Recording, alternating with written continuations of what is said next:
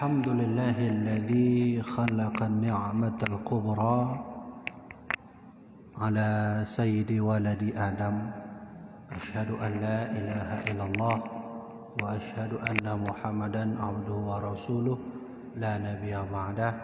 اللهم صل على سيدنا محمد وعلى آل سيدنا محمد أما بعد. Pertama-tama seperti biasa, mari sama-sama kita panjatkan puji dan syukur kehadirat Allah Subhanahu wa taala atas segala nikmat-Nya, dan salawat dan salam kepada junjungan baginda Rasulullah sallallahu alaihi wasallam dan kepada seluruh para sahabat, keluarga beliau, tabi'in, atba'ut tabi'in, dan ulama mutaqaddimin, ulama mutaakhirin. Khususan kepada seluruh jamaah yang sudah hadir di majelis yang mulia ini. Mudah-mudahan kita minta kepada Allah, semoga kita dalam majelis ini selalu diistiqomahkan olehnya, diberi syafaat oleh Rasulullah, diberi rahmat oleh Allah Subhanahu wa taala. Kita langsung saja. Malam ini insya-Allah kita akan membahas tentang penelusuran dalil-dalil yang tingkat 50 atau akidah 50 yang sesuai dengan madhab Asy'ari dan Abu Mansur Al-Maturidi. Begitulah singkatnya. InsyaAllah malam ini kita akan membahas itu, dan mudah-mudahan dengan ilmu yang dhaif yang saya miliki, dengan ilmu yang fakir yang tak banyak saya miliki, akan saya sampaikan sebisa mungkin. Tentu ketika orang membuat judul itu, ada satu benak mungkin di dalam fikirannya atau kita, mengapa harus bertanya atau membuat tema itu, dan apa penyebab seseorang bertanya atau membuat tema seperti mana telah disampaikan oleh guru kita tadi. Tidak ada tema pertanyaan jika tidak ada sebab. Pasti ada sebabnya. Kita di Aceh, secara umum di Indonesia, semuanya berfikih kepada mazhab Syafi'i. Alhamdulillah. Jadi setiap negara punya mazhab masing-masing. Ketika saya di Mesir, mazhab yang ada di sana mereka menganut mazhab Maliki. Kita mazhab Syafi'i. Dan di Arab Saudi ada mazhab Hambali dan seterusnya. Sedangkan tauhid kita lebih kepada Imam Abu Hasan Al-Asy'ari. Walau nanti beberapa pendapat kita mengambil dari Abu Mansur Al-Maturidi.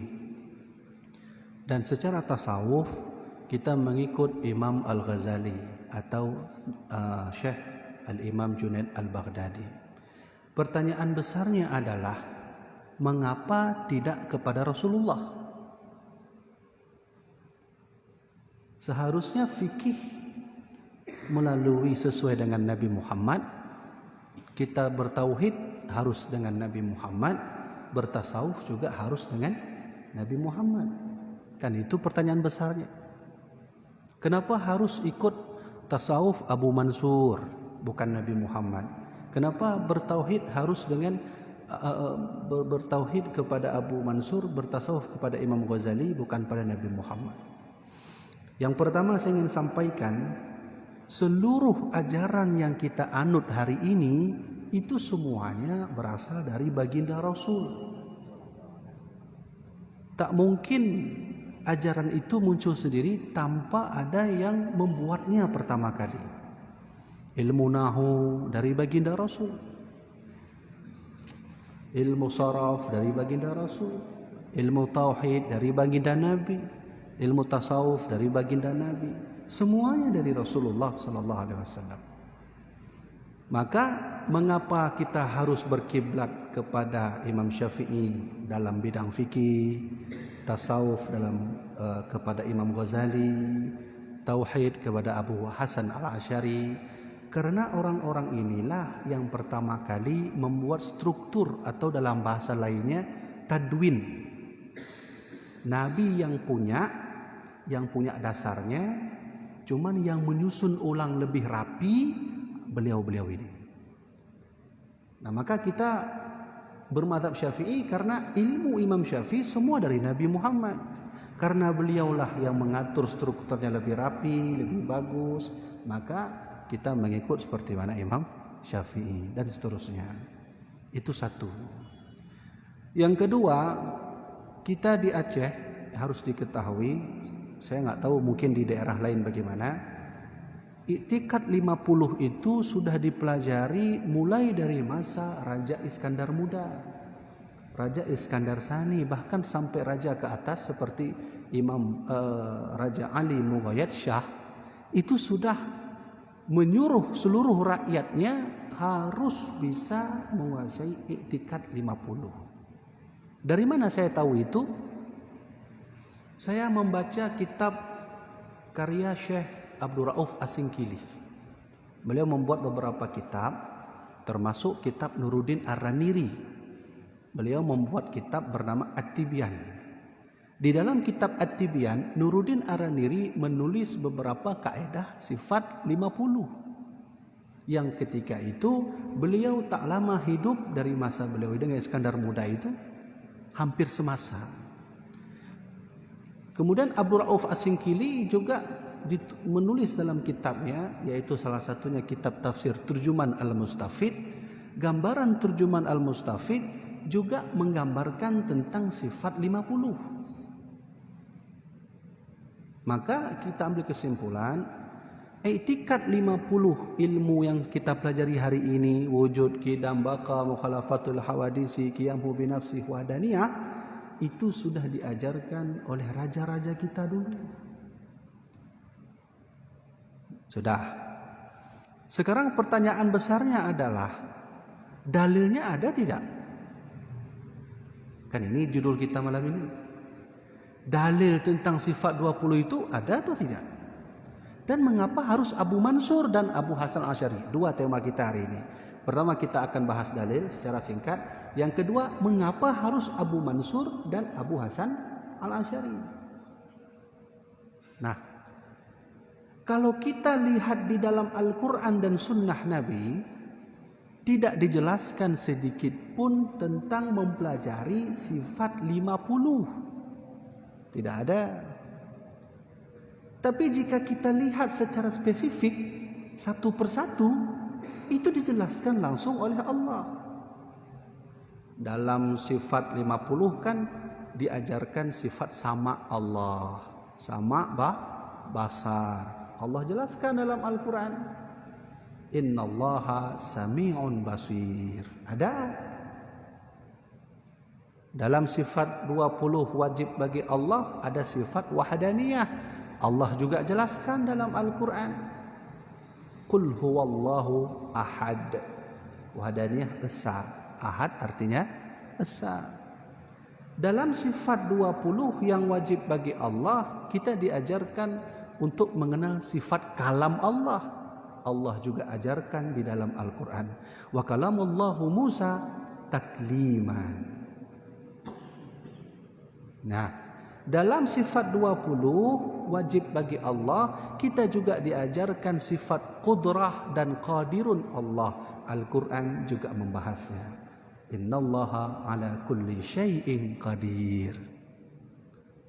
Jadi per setiap sifat-sifat itu ada dalilnya, sehingga dikumpulkan oleh para alim ulama menjadilah istilah i'tikad 50 menurut bahasa beliau.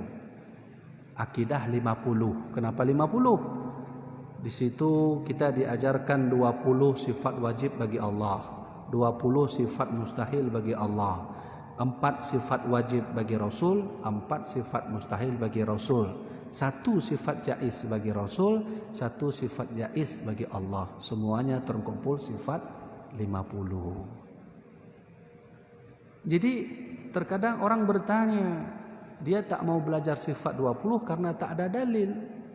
Memang kalau kita cari dalil tentang perintah sifat 20 untuk belajar, tak dapat. Namun ketika kita preteli, kita ambil satu persatu, itu semua mengandung dalil. Wahdaniyah ada dalil, qudrah ada dalil, muridun ada dalil. Kemudian kalam Allah ada dalil, sama Allah ada dalil, basar Allah ada dalil. Semuanya terangkum dalam sifat 20 itu. Semua terdapat dalil. Pertanyaannya, bagaimana sikap atau pandangan Abu Hasan Al-Asy'ari dan Abu Mansur Al-Maturidi tentang sifat 20 ini dalam ranah kedadilan? Apa berbeda atau tidak? Saya baca dalam kitab At-Tabyin karya Al-Hafidh Imam Ibnu Asakir, antara Abu Hasan Al-Asy'ari dan Abu Mansur Al-Maturidi dalam hal dalil kedua-duanya sepakat, tak ada perbedaan. Nah, sepakat kedua-duanya. Wahdaniyah, apa dalilnya? Qul huwallahu ahad. Qudrah, apa dalilnya? Innallaha ala kulli syai'in qadir. Sama, apa dalilnya? Innallaha sami'un basir. Basar, apa dalilnya? Innallaha sami'un basir. Kalam, apa dalilnya? Wa kalamahu Musa takliman, dan seterusnya. Nah, jadi kalau ada orang bertanya, apakah ada perbedaan pendapat dalam istilah dalil sifat 20 ini antara Abu Hasan Al-Asy'ari dan Abu Mansur Al-Maturidi? Jawabannya tidak.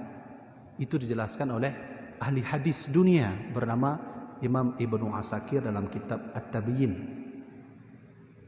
Jadi jelas, berarti di sini selesai permasalahan kita berkenaan tentang dalil-dalil dari sifat 20 Allah Subhanahu wa taala. Sudah? Satu. Yang kedua, mungkin saya tambah pertanyaannya. Tadi kita 2 poin kita akan bahas. Satu lagi, mungkin ada orang bertanya, kenapa harus 20? Kenapa harus 20 sifat bagi Allah? Apakah Allah hanya punya sifat 20 saja? Mungkin ada orang bertanya begitu. Tengku, kenapa kita harus belajar sifat 20? Enggak sifat-sifat. Mungkin apakah Allah hanya punya sifat 20 saja atau tidak?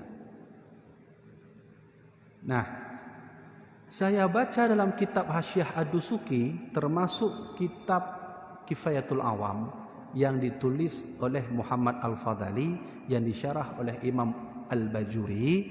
Ditulis oleh Imam Al-Bajuri, la ya'rifullah illallah. Tidak ada yang tahu Allah kecuali Allah sendiri. Maka berkenaan sifat Allah, tidak ada yang tahu sifat Allah berapa jumlahnya, hanya Allah yang tahu. Lalu kenapa 20? 20 ini metode belajar tentang Allah, bukan membatasi sifat Allah. Wah, kalau saya mau buat 100, ya buatlah 100 sifat Allah. Jadi sifat Allah itu banyak dan tak ada yang tahu kecuali hanya Allah. Mengapa 20? Itu metode belajarnya agar kita cepat menggapai Allah Subhanahu wa taala, bukan membatasi sifat Allah. Saya kutip dari Imam Al-Bajuri tadi, seorang mufti Mesir tahun 18 sekian. Beliau diangkat menjadi ulama besar Mesir, dipercayai oleh seluruh masyarakat Mesir sebagai mufti atau ulama yang memberi fatwa. Namanya Imam Al-Bajuri.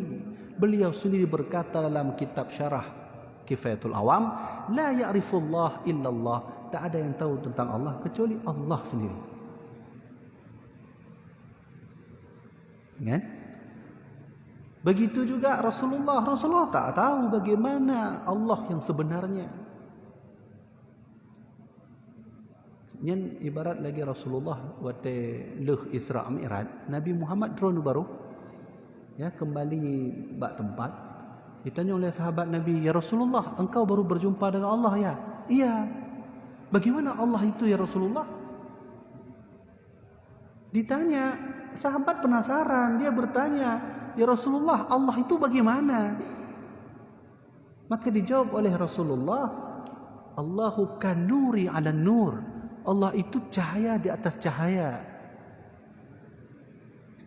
Sahabat enggak bertanya lagi, tawakuf. Kalau begitu diam saja.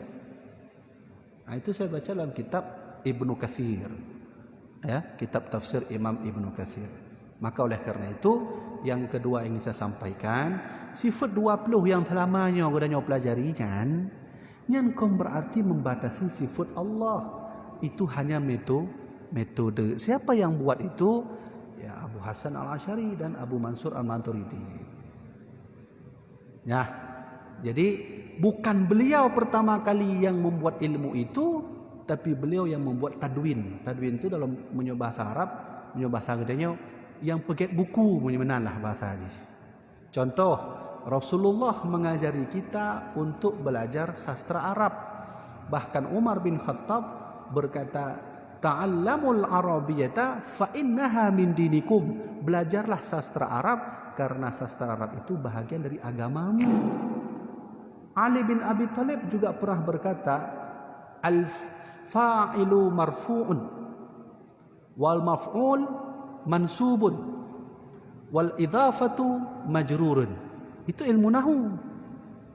Kata Ali bin Abi Thalib, al-fa'ilu marfu'un, fa'il itu harus marfu', wal maf'ulu mansubun, maf'ul itu harus mansub, nasab. Akhirnya nahwu kan hana tabut nahwu kan? Wal idhafatu majrurun, dan idhafah itu majrur. Siapa yang buat pertama kali tadwin ilmu nahwu? Buka kitab Samirut Tullab atau kitab Al-Muqni karya Abu Amran Ad-Dani yang hidup 444 Hijriah. Buka kitabnya itu, beliau ahli Quran. Beliau menulis dalam kitabnya, berbeda pendapat ulama. Yang mentadwinkan ilmu nahwu pertama kali adalah Imam Ali bin Abi Thalib. Ada ulama mengatakan Imam Sibawaihi. Nah, berbeda pendapat ulama. Nah, ilmu tauhid begitu juga. Jadi Abu Hasan Al-Asy'ari dan Abu Mansur Al-Maturidi bukan orang yang pertama kali buat tauhid, bukan. Yang buat tauhid tetap baginda Rasulullah. Cuman beliau yang membuat tadwin, dibuat bukunya, dibuat struktur lebih rapi. Nah, sudah. Itu poin yang kedua. Poin yang terakhir, yang ketiga. Kenapa harus Abu Mansur?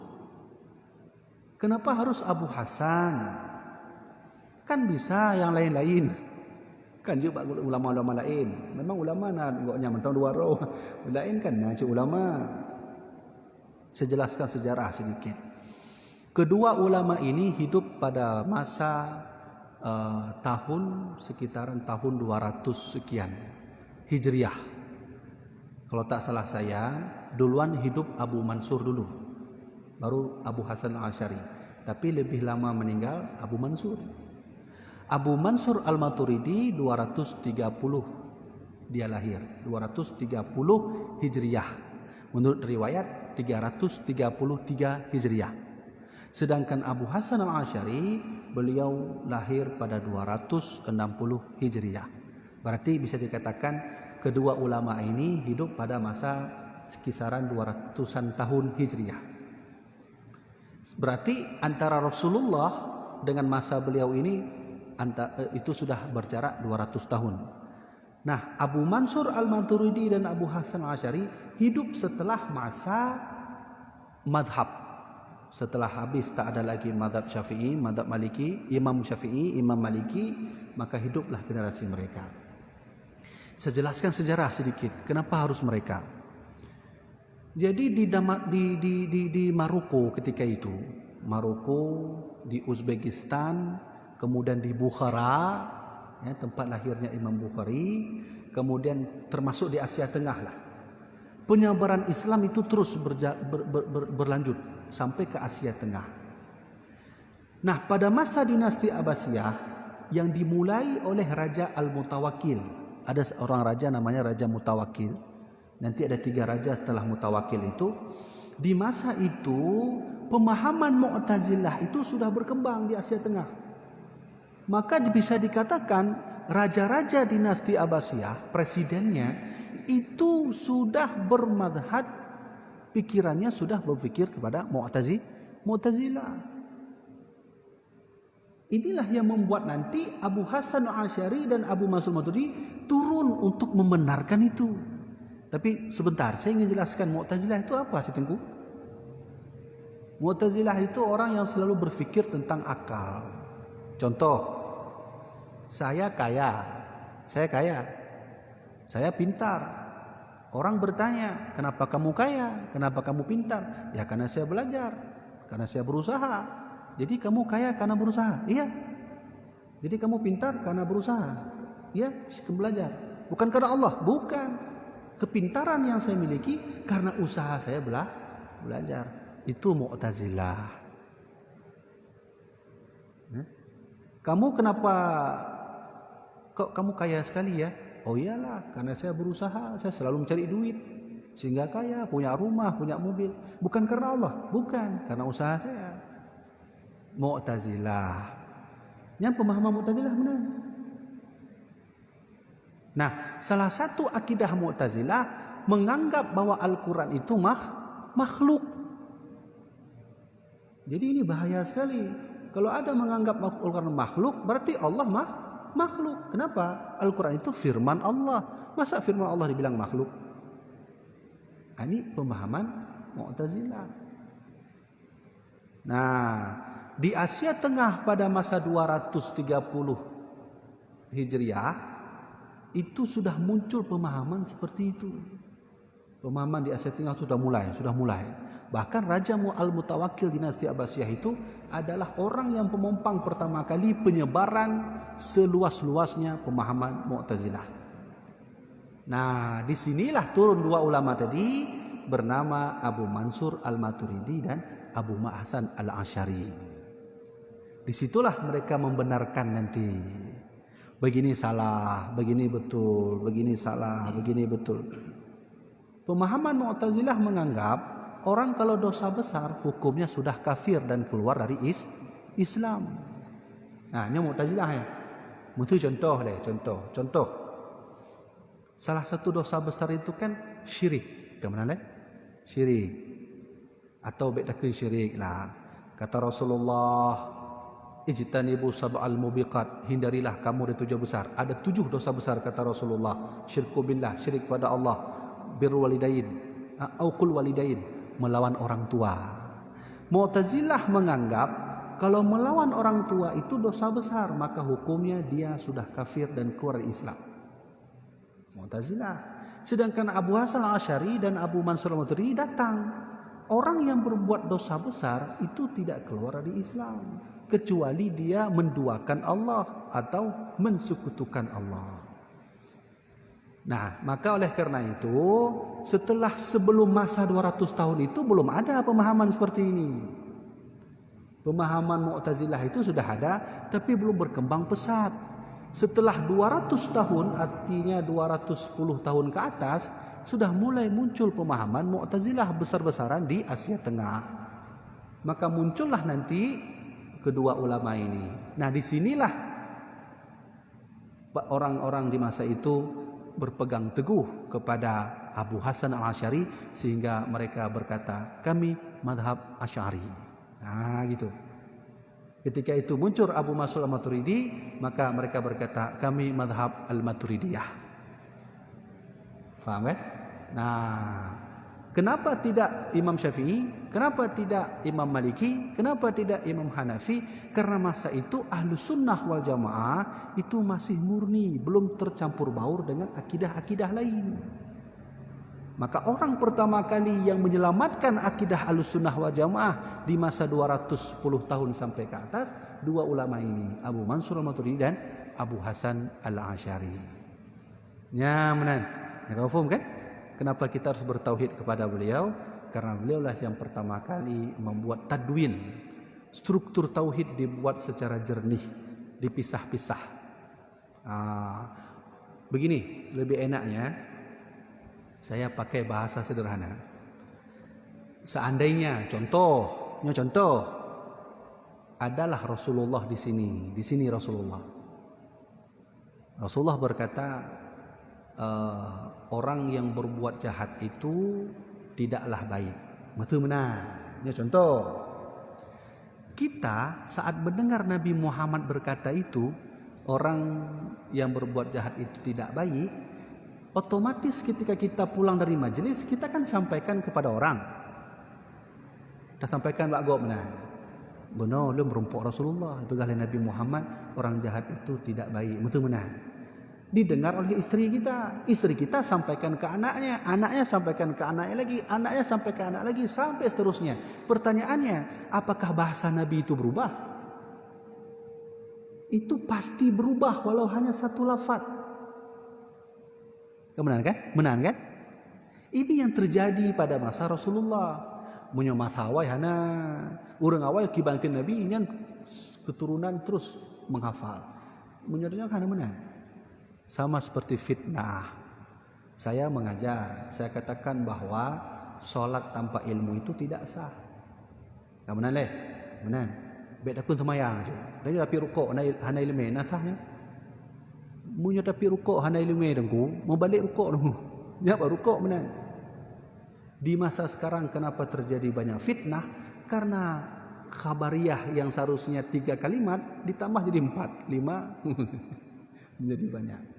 Maka oleh karena itu ketika Rasulullah menyampaikan bab tauhid, diamalkan oleh sahabat, diamalkan oleh tabi'in, diamalkan oleh tabi'in, diamalkan oleh generasi salaf ketika itu sampai di dinasti Abbasiyah.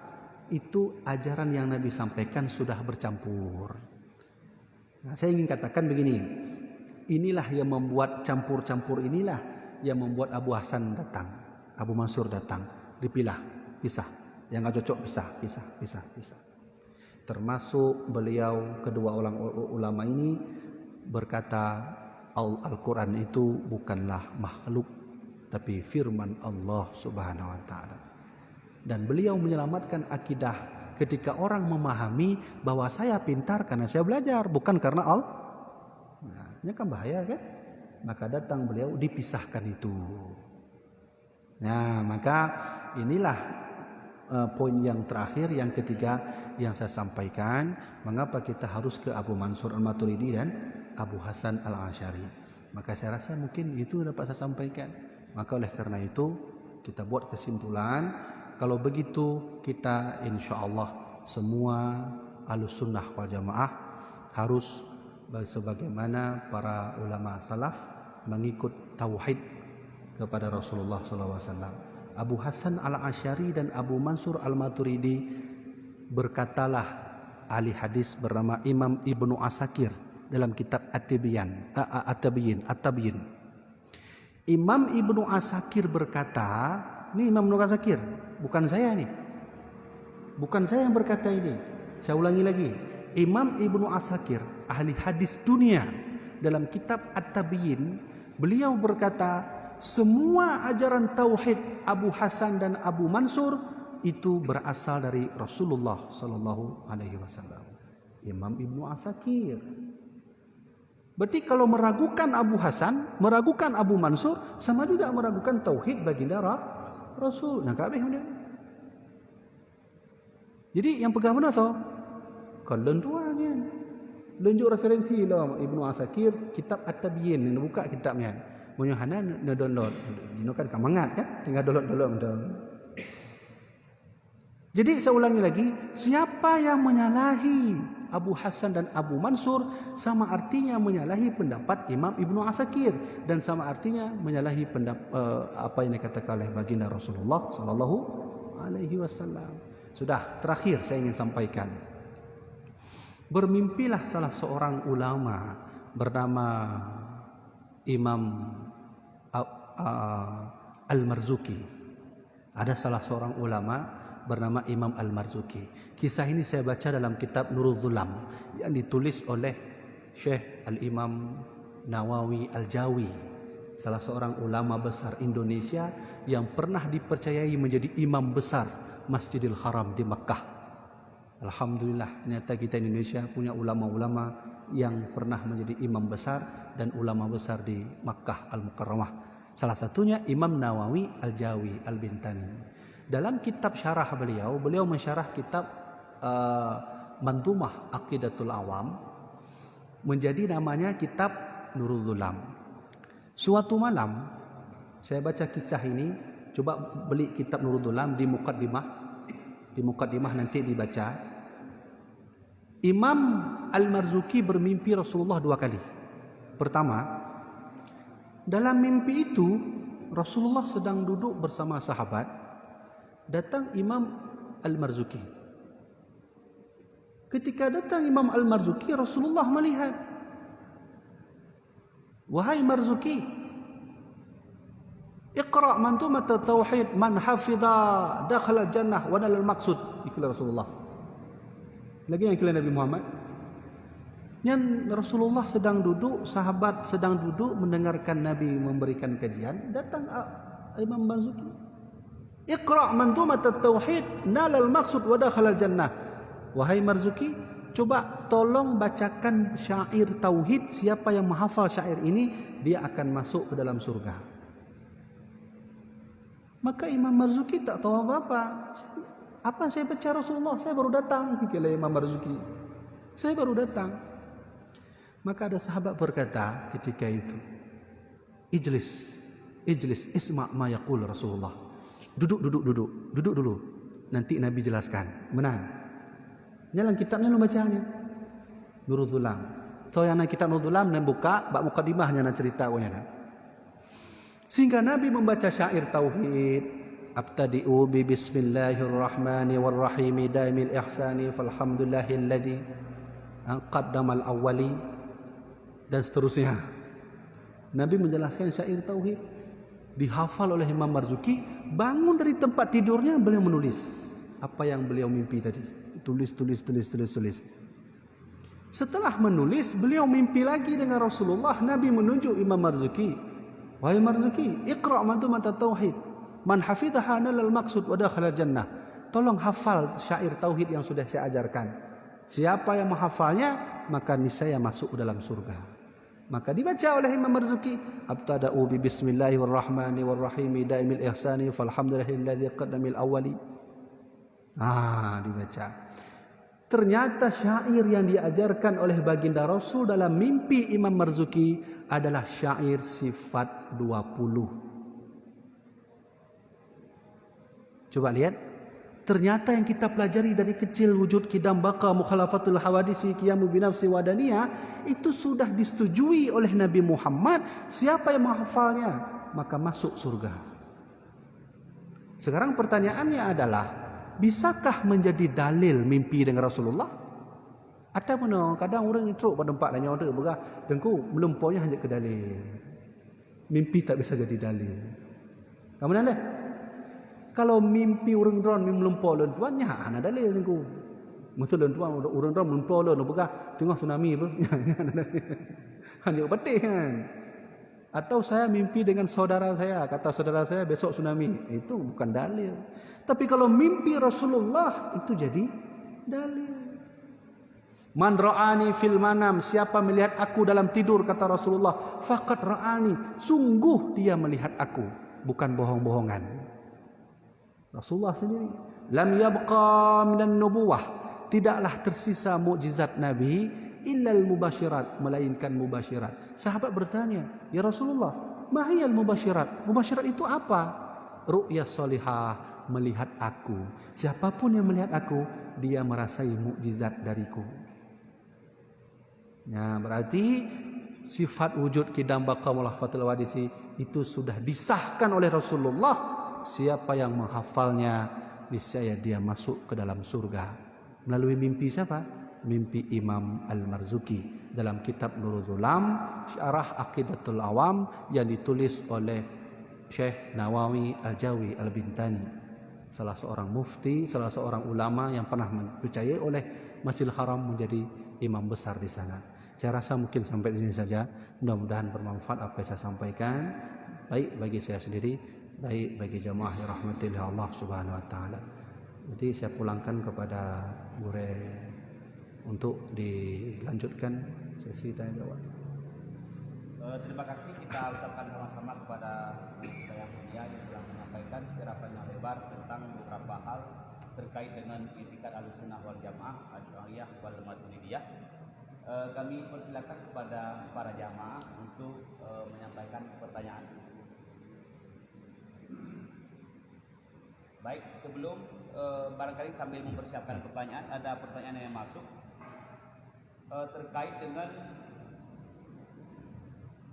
akidah yang tadi kita sampaikan dan sudah kita maklumkan bersama, bahwa rata-rata kita, umumnya masyarakat Aceh dan Indonesia, itu menganut paham Ahlussunnah wal Jamaah, Asy'ariyah wal Maturidiyah, dengan pendekatan memahami sifat yang wajib pada Allah Ta'ala, 20 sifat dan seterusnya.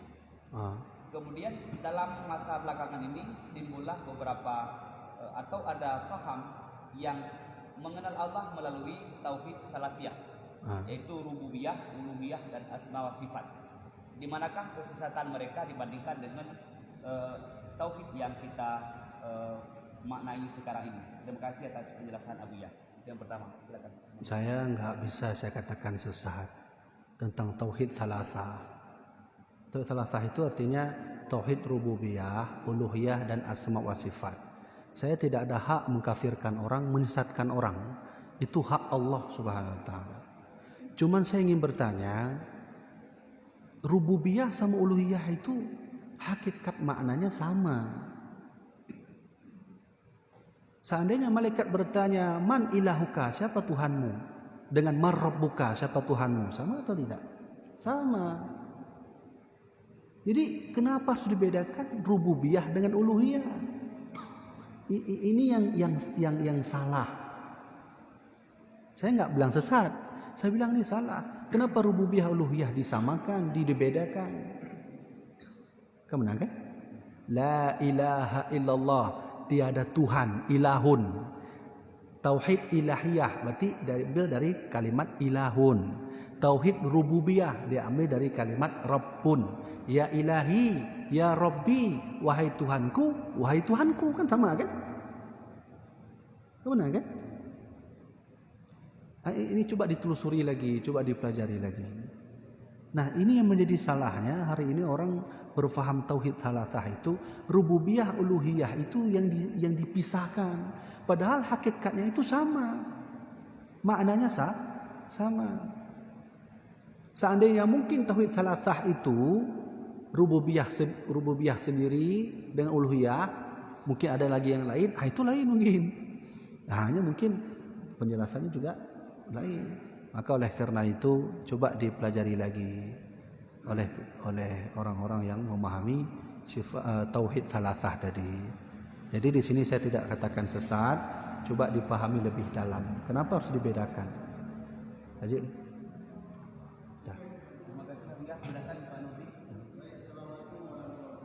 Waalaikumsalam warahmatullahi wabarakatuh. Uluhiyah.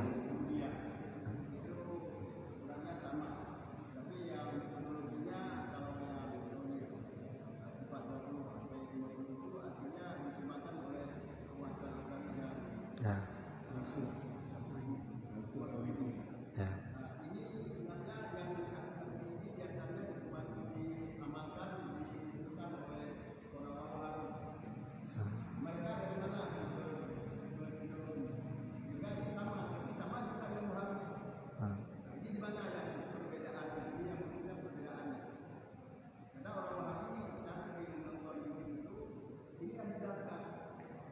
Tauhid salasah tadi.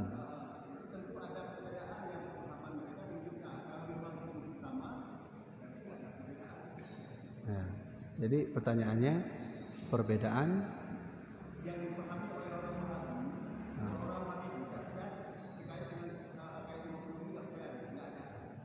dengan uluhi.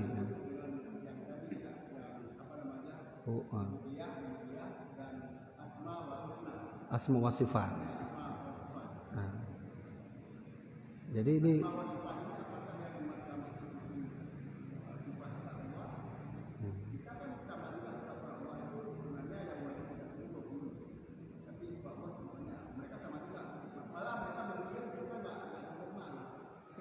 ya.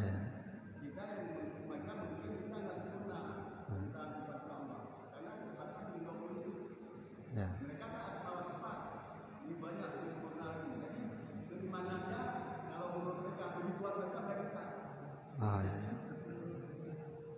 Ya, ini lebih bersifat saling berselisih tapi tidak saling menghormati.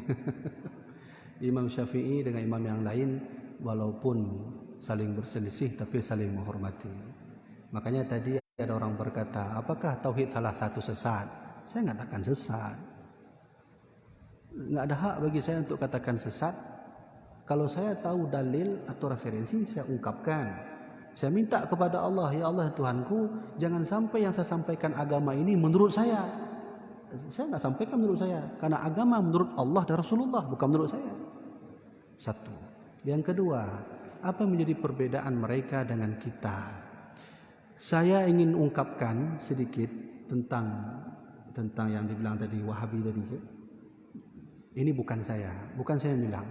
Buka kitab Hasyiah Sawi, salah seorang mufti Makkah dan Madinah.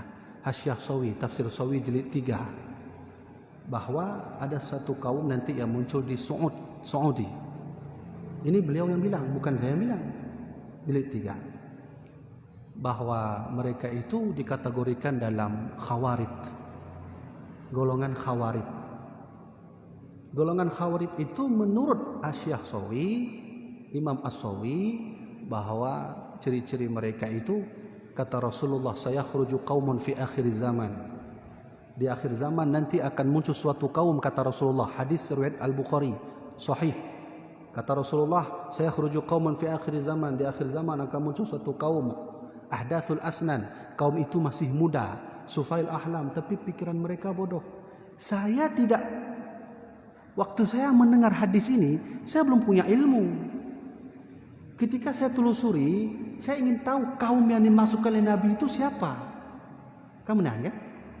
Kaum yang dimasukkan oleh Rasulullah tadi itu siapa? Saya nggak berani saya bilang ini pendapat saya, tidak. Saya teliti, saya melihatlah dalam kitab Fathul Bari ala Syarhi Sahih Bukhari jilid 11, karya Imam ahli hadis dunia bernama Al-Imam Ibnu Hajar Al-Asqalani. Beliau berkata, maksud kaum ini adalah, beliau beri judul hadis ini, Qatlul Khawarij wal Mulahidun. Ketika saya telusuri Khawarij, saya temukan dalam kitab Hasyiah Sawi, Khawarij lebih banyak muncul dari Su'ud, Bani Su'ud atau Ibnu Su'ud, yang hari ini disebut nanti Wahabi. Saya jelaskan referensinya. Ini ambil salah lun tuan tu. Pui begah ko bibinya. Laki mah anu ko nya kan lun begah. Baik bengeh kelun, bengeh ke dia Ibnu Hajar Al-Asqalani dan Syekh Ahmad Sawi. Kah, lun hana lun jauh terkait tentang asma wa sifat uluhiyah rububiyah benar. Karena lun hana menyesatkannya. Saya tidak menyesatkan itu. Yang saya ingin bertanya, kenapa sama rububiyah uluhiyah? Mereka mengatakan kita salah, kadang-kadang kita gitu juga mengatakan kita salah. Kalau saya ada depan mereka, saya saling menghormati. Biarlah kita berkhilafiyah, tapi saling menghormati. Kan begitu indahnya Islam. Rasulullah mengajarkan kita seperti itu. Cuman yang ingin saya sampaikan di sini, kita di Aceh ini mazhab Ahlus Sunnah wal Jamaah, bukan Khawarij. Kami tidak menerima orang yang berkata bahwa Allah itu duduk di atas aras seperti kita duduk di atas kursi. Itu pemahaman Khawarij. Ya. Ar-Rahmanu 'alal 'arsy istawa. Allah itu bersemayam di atas aras. Imam Ibnu Taimiyah menjelaskan bahwa Al-Quran itu adalah makhluk. Sudah. Ar-Rahmanu 'alal 'arsy istawa. Allah itu bersemayam di atas aras. Menurut pendapat Khawarij, Allah bersemayam di atas aras sama seperti kita duduk di atas kursi. Na'udzubillah min dzalik. Nyangka sesat punya. Siapa yang bilang sesat engkau? Engkau bibi. Oh, kalau tuan. Ada sebahagian mereka yang berkeyakinan Allah itu punya tangan. Kedua-dua tangan Allah sebelah kanan. Memang ada hadis qudsi yang seperti itu. Ketika orang Khawarij memaknai yadullah fawqa aydihim, tangan Allah di atas tangan mereka, mereka meyakini Allah punya tangan, cuman tangan berbeda dengan tangan kita. Nauzubillah min dzalik. Maka Imam Al-Bukhari berkata, kata Imam Al-Bukhari, maksud tangan itu adalah kuwah, kekuatan. Itu Imam Bukhari kan. Ar-Rahmanu 'alal 'arsy istawa. Kenapa saya bahas ini? Siapapun yang meyakini Allah menempel dengan makhluknya bernama aras seperti ini nempel, maka hukumnya sesat, kafir. Orang Khawarij begini cara berfikirnya. Nah, Saya telusuri makna ala di dalam Al-Quran. Ar-Rahmanu ala arsistawa. Ala saya telusuri. Seperti saya bilang tadi, saya tak berani saya sampaikan kalau saya tak tahu. Saya telusuri. Saya temuilah salah seorang ulama ahli hadis, ahli usul bernama Imam As-Suyuti dalam kitab Al-Itqan fi Ulumil Quran jilid 2 pada bab Ma'anil Huruf. Beliau berkata, Allah bersemayam di atas. Atas tu bukan menempel di ini. Begini. Ini di atas juga mampak beda man. Nah beda maksud contoh menong ayah. Nyo kan pipet. Pipet di atas aqua menempel. Ngontok mutu pipet di atas aqua tidak menempel. Kalimat ini sama kan? Sama-sama tulisan pipet di atas aqua kan sama kan? Nyo sama. Cuman ala yang ada di dalam Ar-Rahmanu 'alal arsistawa itu menurut Imam As-Suyuti dalam Al-Itqan fi Ulumil Quran jilid 2 begini Allah tak menempel dengan aras. Nah, yang seperti inilah cara berfikirnya Khawarij. Naudzubillah min dzalik, kita tak mau begitu. Maka saya baca lagi, ditemuilah pendapat Imam siapa namanya itu? Imam Ali bin Abi Thalib. Apa kata Imam Ali bin Abi Thalib? Allahul ladzi khalaqal kaifa la yuqalu lahu kaifa. Allah yang menciptakan bagaimana, maka kita tak pantas kita bertanya, Allah itu bagaimana sih?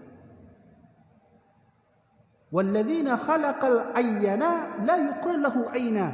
Dan Allah yang menciptakan di mana, maka kita tak pantas berkata Allah ada di mana. Perkataan Anas bin Malik, apa kata beliau tentang ayat tadi? Ar-Rahmanu 'alal arsistawa, Allah bersemayam di atas aras. Apa kata Imam Anas? Kata Imam Anas, itu maksudnya adalah al-istiwa'u ma'lumun wal kaifu majhulun.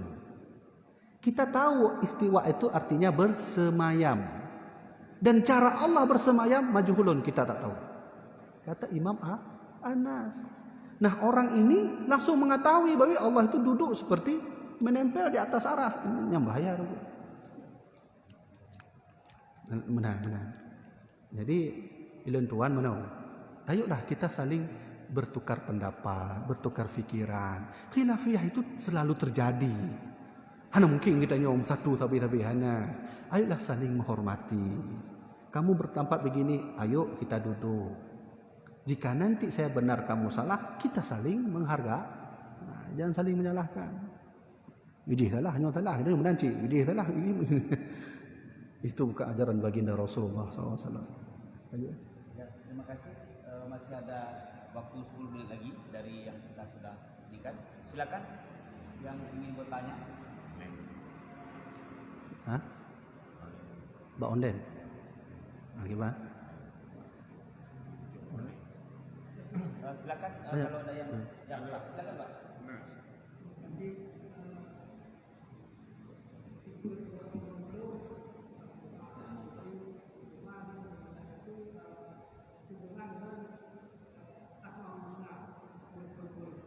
Oh, nah.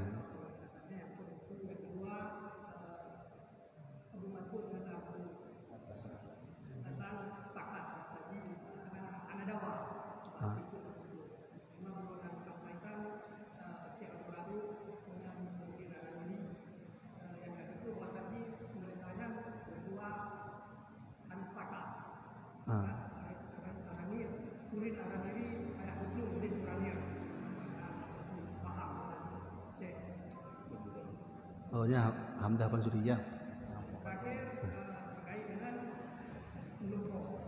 Ya. Ada dalil. Ya.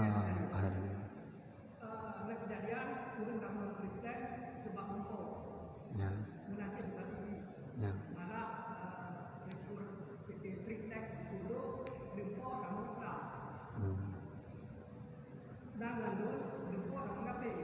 Ya.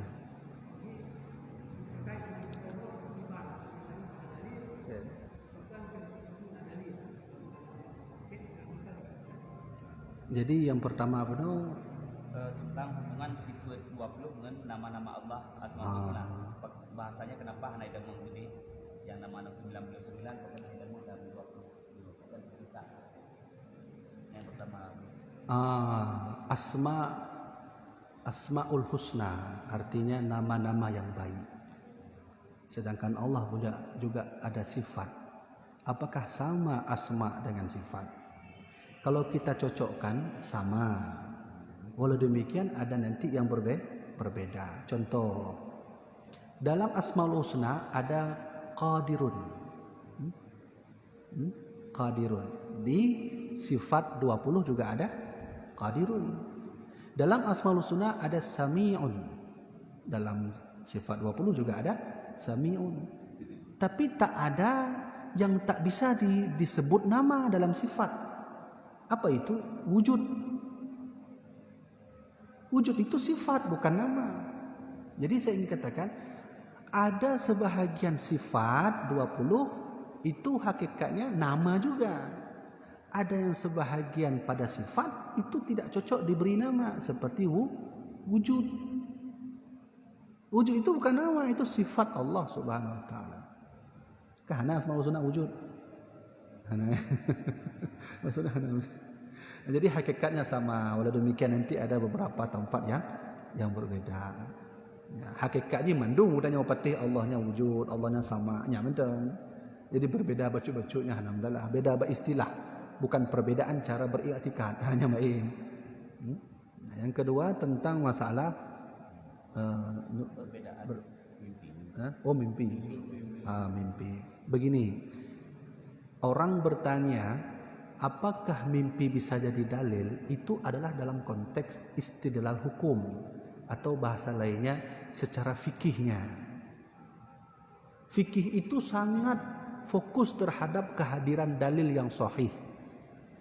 Fikih tak lepas daripada dalil. Maka oleh kerana itu, mimpi dengan Rasulullah itu adalah nyata bisa jadi dalil. Pertanyaannya, apakah saya mimpi dengan selain Rasulullah bisa jadi dalil? Bisa juga. Mimpi melompong Abu Bakar kan bisa jadi dalil. Kemana itu contoh? Jadi alun pegahnya kon mandung mutlak aju selain Nabi hanan. Kemana? Jadi mimpi dengan Rasulullah sudah mutlak itu menjadi dalil. Mimpi dengan orang lain kadang bisa jadi dalil, kadang tidak. Pembahasan saya tadi itu saya membantah orang-orang yang berkata sifat 20 tak bisa jadi dalil karena mimpi. Maka saya bantah dengan hadis. Benar? Jadi bisa aja ke dalil. Bisa jadi dalil juga, petunjuk bagi kita. Contoh lain lagi contoh. Dulu itu kan ada usaha beberapa orang yang ingin mencuri jasad baginda Rasulullah karena kejadiannya. Sehingga melumpuhlah raja yang makanya nudib, melumpuh Nabi Muhammad, hai petih aku. Hai petih melumpuh Rasulullah. Tolong saya, jasad saya mau diambil. Hai petih. Sehingga hilang tiga itu, melumpuh tiga itu Rasulullah. Hai petih sih, truk balik gua baru melumpuh Rasulullah. Begitu. Yang ketiga terkait tentang masalah Nuruddin Araniri dan Abdul Rauf Asingkili. Nuruddin Araniri itu pulang ke Ranir bukan karena polemik dengan Abdul Rauf Asingkili, tapi polemik dengan seorang wali Allah bernama Hamzah Fansuri. Hamzah Fansuri punya murid namanya Syekh Samsuddin As-Sumatrani. Syekh Samsuddin As-Sumatrani menurut almarhum Abu Ya Muhibbuddin Wali dalam bukunya Wujudiyah, walau gurunya itu Hamzah Fansuri, beliau tidak berfikir seperti Hamzah Fansuri. Sehingga Syekh Abdul Rauf Syamsul As-Sumatrani berangkat ke Malaka untuk menyebarkan Islam dan berperang dengan Portugis. Inilah nanti antara Ratu Safetuddin yang nanti ada ulama Abdul Rauf Asingkili dan Nuruddin Araniri menyerang Hamzah Fansuri. Hamzah Fansuri ini memiliki akidah yang tidak bisa kita ikuti. Karena begitulah wali Allah Subhanahu wa taala. Kenapa wali Allah begitu? Wali Allah itu gila. Kenapa gila? Gila karena Allah. Gila na dua buah dengku. Gila karena saraf gadoh peng, tabuk tu gila karena Allah. Nya ni ibarat sama lagi gidanya cinta ngutirori nang. Dajak rumah hain terima nunggu. Dajak tiga tu hain terima cik lemak duan. Tiga tu dajak hain terima cik. 20 go dah ahin terima. Wate 20 ta go. Diterima oleh mak tuan. Oh bahagia dah aku. Lun yakin watenya pajobu hanale dah gara-gara bahagia dah. Han teringat le pajobu, sakit perut han teringat le, manduan teringat. Begitulah wali Allah, tak teringat apa-apa lagi, yang teringat hanya Allah Subhanahu wa taala. Benar. Jadi benar. Jawapan yang lun benarnya, jid ayah baca tu secara spesifik dalam kitab At-Tibyan karya Nuruddin Adari. Nyan nai pula di toko lun tuan Najib. Jid boleh? Silakan Boleh. di online. Assalamualaikum Abuya. Banyak orang yang selalu beribadah baik solat maupun amaliyah yang lainnya, namun dia tidak mengetahui sama sekali itikat 50, baik menghafal maupun mengetahui surahnya walau sekedar. Apakah amaliyah mereka diterima?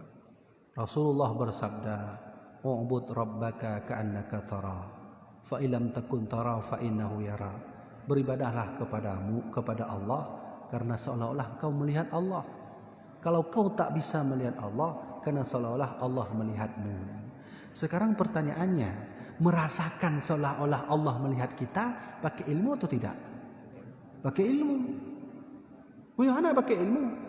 Anak tahu tidak? Salah satu cara untuk mengetahui bagaimana kita bisa merasakan Allah melihat kita, belajar tauhid. Sifat 50.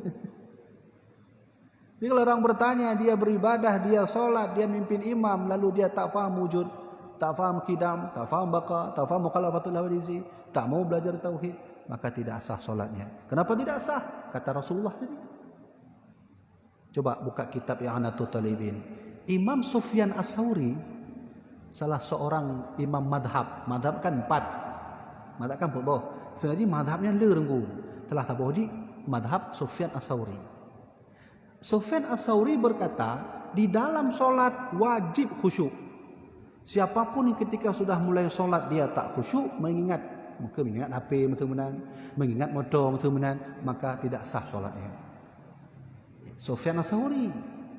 Kemudian Imam Al-Baqilani juga harus wajib. Nah, cara mendapat khusyuk itu dengan ilmu apa? Ilmu tauhid. Mulai fikih mungkin. Ilmu fikih mengajari kita ibadah. Ilmu tasawuf mengajari kita tentang hati dan tingkah laku. Ilmu tauhid baru mengajari kita tentang hubungan dengan Allah. Munyonyohana entah lumayan. Nah, benar kata nalai. Ya, selama aja hanya mengakui ilmu tauhid. Kalau kita sambil belajar, itu dimaafkan, boleh. Nalai. Habis, Kiban? Baik, mungkin Kiban Pak Banin. jelas ringkas.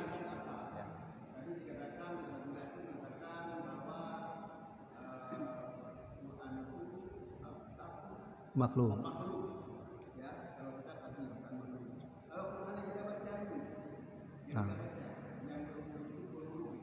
Ya. Anak Al-Quran, dia mangat don beri contoh. Dia mahal Quran. Ya, insyaallah. Ini Al-Quran yang kita pegang ini makhluk atau tidak? Benar? Sedangkan tadi Ahlussunnah wal Jamaah berkeyakinan Al-Quran itu firman Allah, bukan makhluk. Buka kitab fatwa, kan? Beliau menjawab referensi dulu. Mandu referensi. Jadi saya dari tadi mulai saya beri mauidhah hasanah, saya tak pernah berkata ini pendapat saya, ada referensi. Buka kitab fatwa karya Syekh Muhammad Wali Al-Khalidi. Ketika orang bertanya, bagaimana definisi Al-Quran wahai Abuya? Definisi Al-Quran 3. Pertama, Al-Quran yang ada di Lauh Mahfuz. Al-Quran yang ada di Lauh Mahfuz itu Al-Quran, yang lain bukan. Ada pendapat begitu. Ini Abu Ya'la Mudawali yang berkata. Yang kedua, Al-Quran yang ketika disuarakan. Maksud contoh, nyokon Quran, tapi waktu kita nyota musuhnya, yang kenyang Quran. Waktu kita bacanya, yang kenyang Quran. Yang ketiga, ini Al-Quran. Maka khilafiyah ulama ketika la yamassuhu illa mutahharun, jangan sentuh Al-Quran kecuali wudu. Ini Abu Ya'la Mudawali menjawab, Yang pertama, malaikat tak boleh menyentuh Al-Quran di Lauh Mahfuz kecuali dengan wudu. Tentu dengan wudu cara malaikat. Yang kedua, ulama berkata tidak boleh baca Al-Quran, bukan melihat ni, menghafal. Anda pakai Quran. Hana wudu, nya hana sah. Ada pendapat ulama yang berkata ini Al-Quran dan harus memakai wudu. Nah, pertanyaannya, apakah ini makhluk? Yang mana leh? Apa ini makhluk?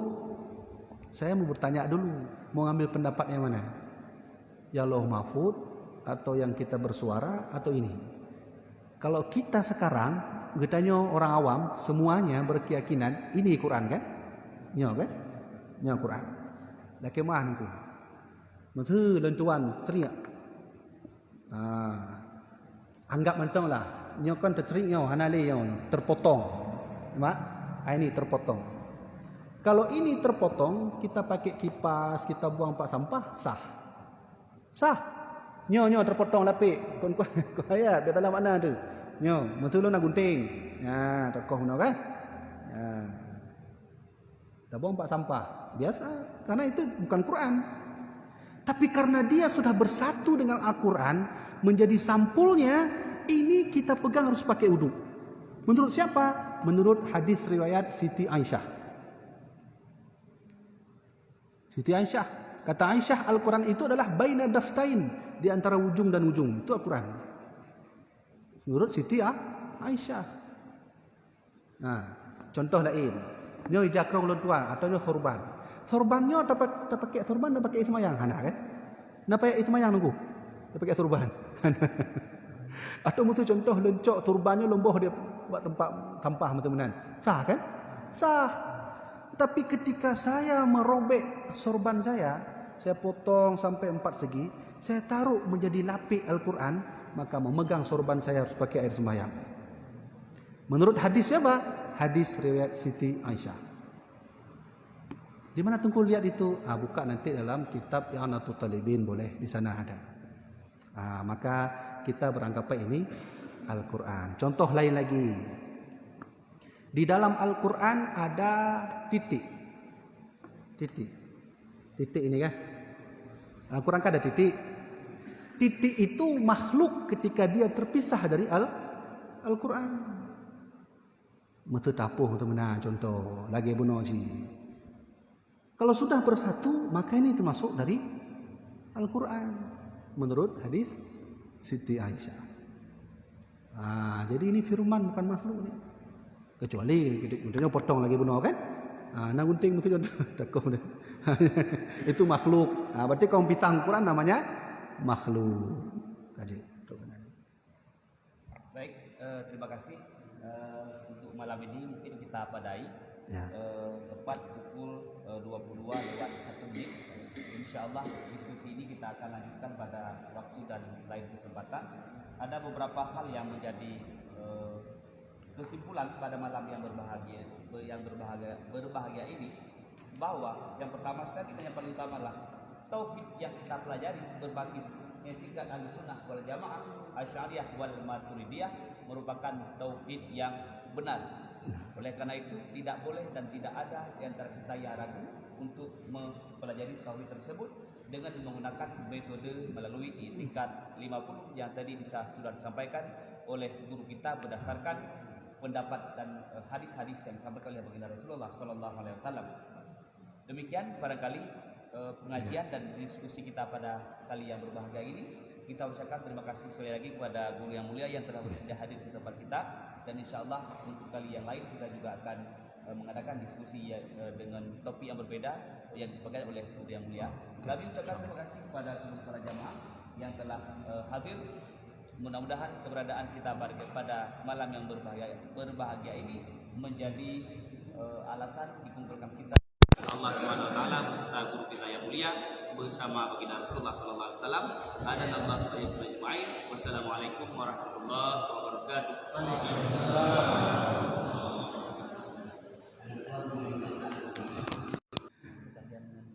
Doa ya. Bismillahirrahmanirrahim.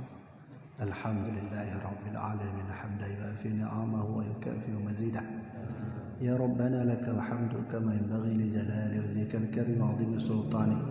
اللهم صل على سيدنا محمد وعلى آل سيدنا محمد. اللهم لا سهل إلا ما جعلته سهلا وأنت تجعل الهزل إن شئت سهلا.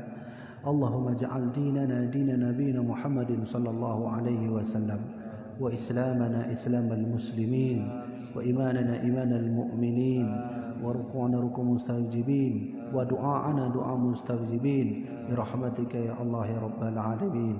اللهم اجعل أعمالنا بنور القرآن، واجعل نيتنا بنور القرآن، واجعل قبورنا بنور القرآن، ودخل إلى جنتك بنور القرآن برحمتك يا أرحم الراحمين. اللهم اغفر لنا ذنوبنا ولوالدينا وارحمهما كما ربيانا صغارا، ولمشايخنا ولجميع المسلمين والمسلمات والمؤمنين والمؤمنات الأحياء منهم والأموات. ربنا آتنا في الدنيا حسنة وفي الآخرة حسنة وقنا عذاب النار والحمد لله رب العالمين. Sekian dari Lunduan, pesan saya, ayo sama-sama kita saling bersatu, menghargai dan saling bersilaturahmi sesama saudara. Jadi jangan ada lagi perpecahan, hargailah pendapat orang. Kalau mau pendapatnya ingin hargai. Gure-gure Lunduan, lelaki selama Lunduan kan menona agak bacut haba Lunduan yang urang doa hana mangan, lelaki sebesar-besarnya. Khusus untuk gure Lunduan, masa Lunduan mena dan sampaikan referensi yang salah, nak tegur tiat. Abu mena salah hanya nak tegur. Punya hana mana lu kengkeng tu salah haju. Jadi terkenang insya-Allah besok jika ada umur kita berjumpa lagi. Usikum binafsi bi taqwallah. Wassalamualaikum warahmatullahi wabarakatuh. Waalaikumsalam.